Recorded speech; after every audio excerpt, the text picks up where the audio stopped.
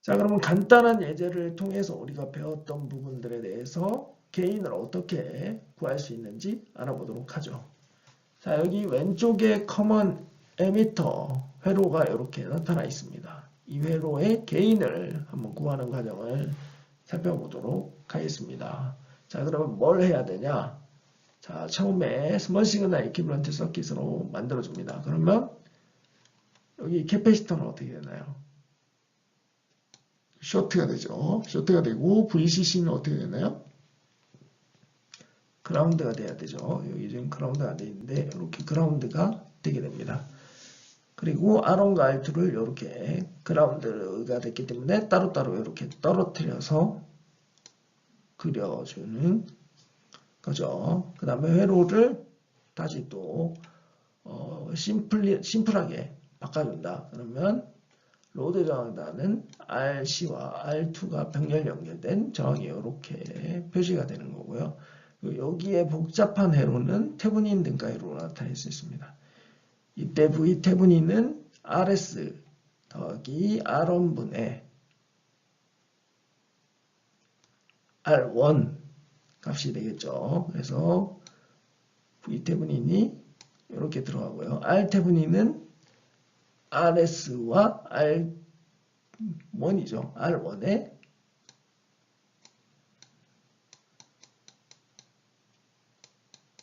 병렬 저항값이 되는 걸 알 수 있습니다. 그러면 게인을 어떻게 구하느냐? 게인을 간단하게 V 테브닌 기준으로 해서 V 아웃풋이 어떻게 되는지 계산을 하고 쉽게 말하면 V 테브닌 V 아웃풋 구하고요. 그 다음에 여기다가 V인의 V 테브닌을 곱해주면 되겠죠. 그러면 바로 게인을 구할 수 있게 되는 겁니다. 자, 그러면 이게 지금 커먼 요 회로만 봤을 때 이게 지금 커먼 에미터 앰플리파이어죠. 커먼 에미터 앰플리파이어는 게인이 어떻게 된다고 했나요? 게인이 분모는 GM분의 1 더하기 RE 더하기 요 저항 성분을 2m에서 바라봤을 때니까 베타 플러스 1을 나눠준 게 분모로 들어가면 되고 분자에는 컬렉터에서 바라본 저항을 넣어주면 된다고 했죠. 그래서 이렇게 간단하게 수식이 나타납니다. 그리고 커먼 에미터는 음수의 게인을 가지기 때문에 여기 음수를 붙여주고 그 다음에 V인분의 V 태분인 결과를 넣어주면 되죠. 그러면 이 회로를 봤을 때 V 태분인 전압은 RS 더하기 R1분의 R1 곱하기 V 인풋이 되는 걸 알 수가 있습니다. 볼테이지 디바이더 식에 따른 거죠. 그래서 간단하게 이렇게 곱해주면 이게 바로 최종 게인이 되게 됩니다. 그래서 간단하게 게인을 직관적으로 구할 수가 있죠. 우리가 몇 가지 회로에 대한 게인 룰을 기억을 하고 있다면 말이죠. 이게 왜 우리 앞에 배웠던 것을 직관적으로 해석하는 게 왜 중요한지 나타내주고 있는 예제라고 보시면 되겠고요. 두 번째 예제를 보죠. 두 번째 예제를 보면 굉장히 복잡해 보입니다. 결국에 우리가 구하고 싶은 거는 증폭기의 게인이죠. 그러면 첫 번째로 해야 될 게 뭐냐? 여기에 지금 이 복잡한 2m 남자에 붙어 있는 이 복잡한 회로를 간단하게 저항으로 바꿔줄 필요가 있죠. 여기서 바라본 저항을 REQ라고 정의하고 살펴보면 지금 보면 에미터에서 바라본 저항이죠. 그러면 GM 2분의 1 더하기 요 R1은 베타 플러스 1만큼 줄어드는 값을 가지게 되죠. 그래서 REQ가 이렇게 구해지는 거고 이거를 등가회로로 바꿀 때 간단하게 이렇게 바꿔줍니다. 자, 여기서 지금 커런트 소스가 사라진 이유는 스몰 시그널을 할 경우에 커런트 소스는 오픈이 된다고 했죠. 그렇기 때문에 바로 이 저항 성분만 남게 되는 겁니다. 이 상태에서 게인이 어떻게 될까요? 이거는 커먼 에미터 회로죠. 그럼 앞에 있는 거랑 똑같이 하면 됩니다. G1분의 GM1분의 1 더하기 REQ를 하면 되죠. 근데 REQ는 여기 앞에서 구했죠. 이렇게. 그렇기 때문에 이거를 그대로 분모에다 넣어주고 컬렉터에서 바라본 저항은 RD니까 이렇게 RD를 넣어주고 마이너스 5를 붙여서 바로 게인을 구하는 겁니다. 굉장히 쉽게 게인을 구할 수 있죠. 우리가 첫 번째로 했던 거는 여기에 있는 복잡한 회로를 심플리파이하게 저항을 2m 단자에서 바라보는 저항으로 이제 계산을 해서 저항을 계산해서 그 저항을 그냥 그려 넣어 준 겁니다. 그러고 나서 커먼 에미터 토폴리지에서 게인을 계산을 한 거죠. 이때 이제 이미터 디제너레이션을 가지고 있는 커먼 에미터 앰플리파이어의 게인식을 그대로 사용을 하는 거죠. 이러려면 우리가 직관적으로 게인이 어떻게 되는지 학습했던 그 룰을 기억을 해야겠죠. 그 룰이 다시 말씀드리면 분모에는 GM분의 1 더하기 2m의 저항 분의 퀄리티에서 바라본 저항이라고 했습니다. 당연히 앞에 마이너스 9를 붙여야 되고요. 이렇게 직관적으로 구할 수 있고 추가적으로 또 얘기를 해보자면 이 오른쪽 회로에서 R인 저항은 어떻게 되냐. 즉 V인 대신에 Vx를 넣어주고 아웃풋 단은 오픈을 시켜준 후에 저항을 구하는 거죠. 그런 경우에는 자 여기에서 바라보는 저항 알파이 1이 되겠고요. 알파이 1 더하기 그리고 이제 REQ 부분이 되겠죠. REQ는 어떻게 되나요? 알파이 2 더하기 R1이 되게 됩니다. 자, 아까는 여기 2m에서 바라본 저항을 기록을 해줬죠. 근데 여기서는 지금 베이스에서 바라본 저항이죠. 따라서 여기에서 보이는 저항 알파이 2 그리고 R1이 그대로 읽어지게 되는 겁니다. 자, 그 다음 세 번째 마지막 회로 해석에 대해서 이야기를 해보겠습니다. 그 전에 앞선 슬라이드에서 제가 R인에서 알파이 1 더하기 알파이 2 R1이라고 했었죠. 그 부분은 커먼 이미터 앰플리파이어가 이미터 디제네레이션 가지는 부분에 대해서 해석을 한 부분을 찾아가서 소신호 등가회로 해석을 했었죠. 그 부분을 찾아가서 한번 살펴보시면 이게 왜 그렇게 나오는지 알 수가 있으니까 한번 책을 찾아서 해보시기 바랍니다. 자, 다시 예제 3번으로 돌아와서 예제 3번의 회로는 다음과 같이 나타나 있죠. 요거는 지금 딱 보면 인풋이 2m에 들어가고 아웃풋이 컬렉터에 나오고 있죠. 그러면 커먼 베이스 앰플리파이어라는 걸 알 수가 있습니다. 이때 소신호 해석으로 바꿔준다고 생각을 해보죠. 그러면 여기 CB가 쇼트가 되겠죠. 쇼트가 되면 이 R2는 무시가 되게 됩니다. 왜냐하면 바로 여기로 연결이 되기 때문이죠. 커런트가 당연히 저항이 적은 부분으로 들어가기 때문이고 요거는 무시가 되고 결국 R1이 그라운드 쪽으로 연결이 되게 되죠. 그리고 여기도 그라운드가 되게 되고요. 그러면 콜렉터 단자 부분에 R1과 RC가 병렬로 연결된 저항 성분이 이렇게 나타나게 되는 거죠. 그리고 인풋 단자에는 여기 쇼트가 되고 RS와 Vin이 존재를 하게 됩니다. 그러면 이때 게인을 계산을 하면 되겠죠. 자, 이때 게인은 우리가 소스 레지스턴스를 가진 커먼 베이스 앰플리파이어를 상기를 시키면 됩니다. 거기서 어떻게 계산을 해줬냐? 게인은 GM분의 1 더하기 여기 2m 단자에 들어가는 저항 RS 분의 컬렉터 단자에서 보이는 저항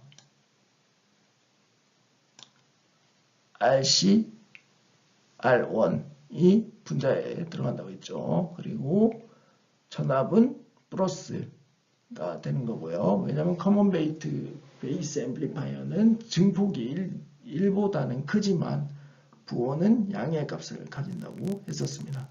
그래서 직관적으로 이렇게 바로 게인을 구할 수 있는 장점을 가지게 되는 거죠.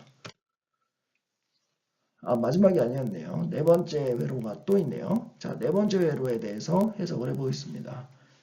여기 보면 2m 단자에 바라보는 저항, 그리고 이쪽 베이스 단자에서 바라보는 저항 성분이 이렇게 들어가 있을 때 최종적으로 요 R인이 어떻게 되는지 알아보라는 식이네요. 이러기 위해서는 우리가 맨 먼저 해야 될 거는 이쪽 뒤에 보이는 이 복잡한 회로를 REQ라는 간단한 저항으로 모델링을 해줄 필요가 있겠죠. 자, 그럼 REQ는 어떻게 되냐? 이게 지금 에미터 단자에서 바라보는 저항이 되겠네요. 이 저항은 두 가지로 이렇게 표현이 되겠죠. 요 성분 그리고 요 성분의 병렬. 그럼 요 성분을 구해야겠죠. 요 성분은 GM분의 아마 GM2분의 1인데요. GM2분의 1 더하기 베타 플러스 1분의 RS가 되고 요 저항 성분과 RE가 지금 위아래로 이렇게 저항으로 나눠지니까 여기에 병렬로 이렇게 표기가 됩니다. 그러고 나서 REQ를 이렇게 넣어주고 여기서 바라보는 저항을 구한다. 그러면 GM분의 1 더하기 베타분의 1 REQ가 되겠죠. 이게 토탈 최종 인풋 임피던스가 되게 됩니다. 자, 이렇게 봤을 때 우리는 굉장히 간단하게 직관적으로 지금 다 결과들을 구했습니다. 그래서 여기서 학습했던 내용들이 왜 중요한지를 알 수가 있는 거고, 특히 어떤 노드에서 바라봤을 때 저항이 어떻게 되는지 그 부분을 꼭 기억을 해주시면 됩니다. 단독적으로 보이는 저항 성분들도 있지만 다른 단자에 보이는 저항들, 예를 들면 여기서는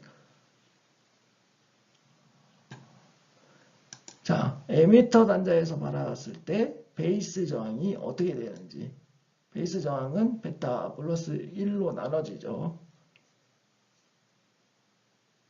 그리고 베이스 단자에서 바라봤을 때 2m 저항은 어떻게 되는지 베타 플러스 1이 곱해진다고 했었습니다. 그래서 이러한 룰이나 법칙들을 좀 잘 기억을 해주면 우리가 복잡하게 소신호 등가회로를 그려서 다 해보지 않고서도 게인을 또는 인풋 임피던스를 또는 아웃풋 임피던스를 직관적으로 구할 수 있게 되는 거죠.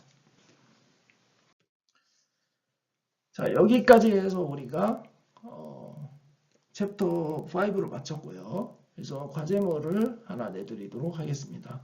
자, 이번 과제물은 문제풀이 동영상을 제작을 하는 겁니다. 제출기한은 12월 7일까지고요. 월요일이고 여러분들이 제출한 동영상들을 평가를 해서 공대 쪽에 신청을 해서 상금 20만 원을 개인에게 주려고 합니다. 그래서 평가 기준은 여기 나와 있는 것처럼 문제 정의 및 해석 30점, 풀이 과정의 적절성 30점, 풀이 결과의 우수성 30점, 동영상 품질 10점 해서 제가 뒤에서 말하는 숙제를 PPT에다가 풀어서 회로 해석하는 방법이나 이런 것들을 PPT에 풀어서 동영상으로 제작해서 제출을 하시면 됩니다.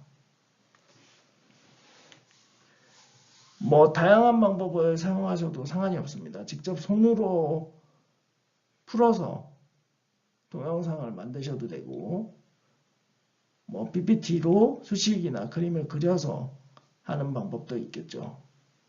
그래서 이거는 반드시 모든 학생들이 다 제출을 해야 되는 숙제로 내드릴 거고 그 중에서 제일 잘한 동영상을 선정을 해서 상금 20만 원을 받을 수 있도록 하도록 하겠습니다. 자, 그래서 챕터 5에서 숙제는 5.33, 5.34B랑 C, 그리고 5.42A랑 C, 5.56 C와 E, 그리고 5.59 문제를 푸시면 됩니다. 그래서 이거를 제출한 동영상 중에서 틀리지 않고 푼 문제는 제가 스마트 학습 관리 시스템에 업로드를 해서 학생들이 해답을 확인할 수 있도록 조치를 하도록 하겠습니다. 문제풀이에 대해서, 그러니까 과제물에 대한 문제풀이를 요구하는 학생들이 많으니까 이 부분을 제가 업로드를 하도록 하겠습니다.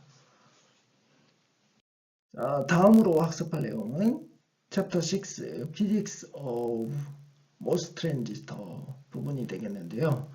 오늘은 간략하게 이거에 대해서 약간 오버뷰 형식으로 소개하는 부분까지만 하고 강의를 마치도록 하겠습니다.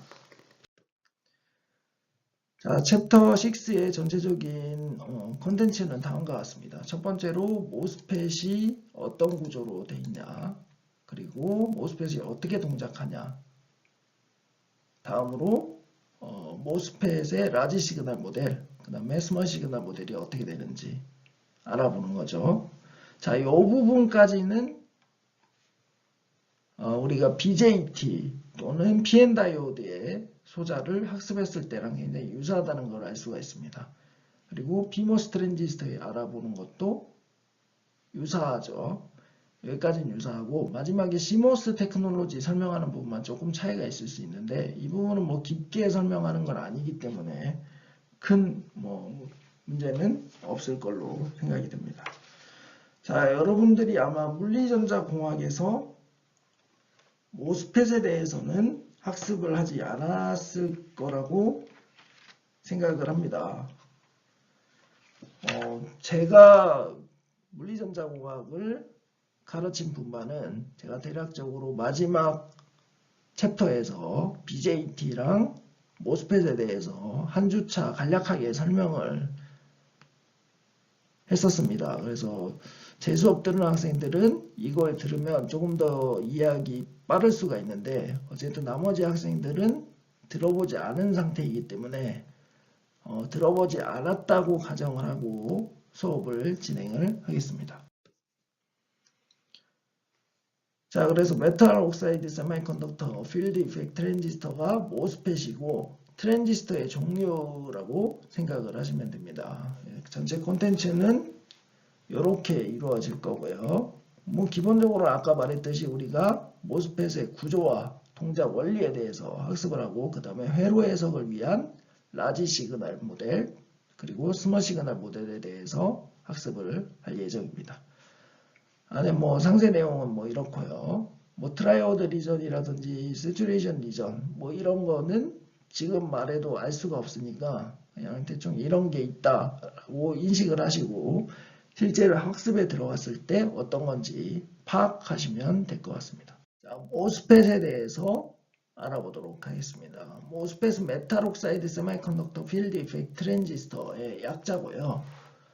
여기 보시면 오른쪽에 모스펫의 스트럭처를 3D로 그려놓은 게 있죠. 여기서 잘 보면 게이트가 여기에 들어가고 이거는 주로 메탈 물질을 사용을 하고요. 이전에는 폴리실리콘을 사용했지만 최근에는 다 메탈을 사용을 합니다. 그래서 메탈을 사용하고 그 메탈 밑에 옥사이드가 이렇게 배치가 됩니다. 그 밑에는 세미컨덕터 물질이 배치가 되고요. 그래서 메탈 옥사이드 세미컨덕터라고 이름이 들어간 거고요. 그 다음 필드 이펙트 트랜지스터라는 얘기는 여기 게이트 전압을 조절을 하면 여기에 걸리는 일렉트릭 필드가 조절이 되면서 요 인슐레이터 밑에 레이어들이 영향을 받으면서 트랜지스터가 동작을 하기 때문에 필드 이펙트 트랜지스터라는 용어가 붙게 된 겁니다. 그래서 전체적으로 모스펫이라고 부르게 되는 거고 이 모스펫 소자는 현대사회에서 굉장히 많이 쓰이는 소자입니다. 핸드폰에 들어가는 칩, 그 다음 디스플레이에 들어가는 칩, 전자소자의 모든 부분에 널리 활용되고 있는 소자라고 생각을 하시면 되겠습니다. 그리고 이 소자 관련해서 굉장히 유명한 법칙 중에 하나가 무의 법칙이라는 게 있는데, 무의 법칙은 어떤 IC 칩에서 트랜지스터의 개수가 24개월마다 2배씩 증가한다는 이론입니다. 그러니까 하나의 똑같은 칩 사이즈 내에 들어가는 트랜지스터 개수가 2배씩 늘어난다는 얘기죠. 그 말은 소자의 사이즈가 그만큼 2분의 1씩 감소한다는 얘기가 되는 거죠. 그래서 이 모스펫은 개발 트렌드가 여기 보이는 지금 게이트 채널 랭스, 게이트 랭스라고 되어 있는 거를 줄이는 방향으로 계속 연구가 되어 왔습니다. 이거는 그냥 상식적으로 알아두시면 좋을 것 같아서 이야기를 했고요. 그래서 모스펫은 크게 3터미널 디바이스입니다. BJT 회로랑 똑같죠. 3터미널이라는 사실은. 그래서 트랜지스터라고 부르는 거고요. 소스, 드레인, 게이트로 이루어져 있습니다. 그래서 세 군데에 전압을 가해줘서 구동을 시킵니다. 소스는 보통 캐리어, 즉 일렉트론이나 홀을 공급하는 곳이라는 의미로 사용을 하고요. 드레인은 이런 캐리어들이 모이는 곳으로 생각을 하면 되겠습니다. 그리고 게이트는 이런 캐리어의 흐름을 조절하는 역할을 하는 곳이라고 생각을 하면 되겠고요. 그래서 이거를 요약해보면 게이트 볼테이지를 컨트롤함으로써 소스와 드레인 사이에 흐르는 전류를 조절을 한다라고 간단하게 생각을 하시면 되겠습니다. 그래서 필드 이펙트 트랜지스터라고 의미가 붙은 이유가 이 부분 때문이고요. 게이트 쪽을 조절을 하게 되면, 그러니까 전압을 조절을 하지만 실제로는 일렉트릭 필드가 그 옥사이드에서 변하게 되겠죠. 그거에 의해서 그 옥사이드 아래에 캐리어들의 분포가 변하게 되고, 이로 인해서 커런트가 흘렀다 안 흘렀다 하게 되는 겁니다. 그리고 모스펫은 크게 두 가지 타입이 있고요. P채널 모스펫, N채널 모스펫, P채널 모스펫이 있습니다. 이것도 BJT랑 유사하죠. BJT는 NPN BJT, PNP BJT가 있죠. 자, N채널 모스펫은 채널 캐리어가 일렉트론인 소자입니다. 그런데 요 채널 밑에 영역이 N타입이라는 얘기는 아닙니다. 그 이유는 이제 모스 캐패시터를 학습을 하면 이해가 될 텐데, N채널 모스펫이라고 하는 거는 기판은 P타입이고 소스와 드레인이 N타입인 경우를 이야기를 합니다. 그 경우를 N타입이라고 하고요. 여기서는 물론 채널 캐리어가 일렉트론일 때라고 얘기를 했지만, 그건 이제 게이트 전압을 조절을 해서 그 밑에 이제 일렉트론들이 모이게 만들어서 채널을 형성하는 거기 때문에 N채널 모스펫이라고 하는 거고요. 그렇다고 여기가 서브스트레이트가 N타입으로 되어 있다는 얘기는 아닙니다. 이거는 꼭 기억을 하시고요. 다음 P채널 모스펫. P채널 모스펫은 소스와 드레인이 P타입으로 도핑이 되어 있고 기판이 N타입으로 되어 있는 경우입니다. 그리고 나서 게이트 전압을 조절해서 요 바로 아래, 옥사이드 바로 아래 레이어에 홀이 존재하도록 어떤 채널을 만들어서 구동시키는 소자입니다. 요 정도까지 이번 주에 설명을 하고, 다음 주에 다시 이 부분들을 복습을 좀 하면서 본격적으로 모스펫 소자에 대한 내용을 학습을 해보도록 하겠습니다. 자, 이번 주 강의도 들으느라 수고하셨고요. 그리고 문제풀이 동영상은 여러분들이 한번 열심히 풀어서 상금을 받을 수 있도록 해보시기 바랍니다. 수고하셨습니다.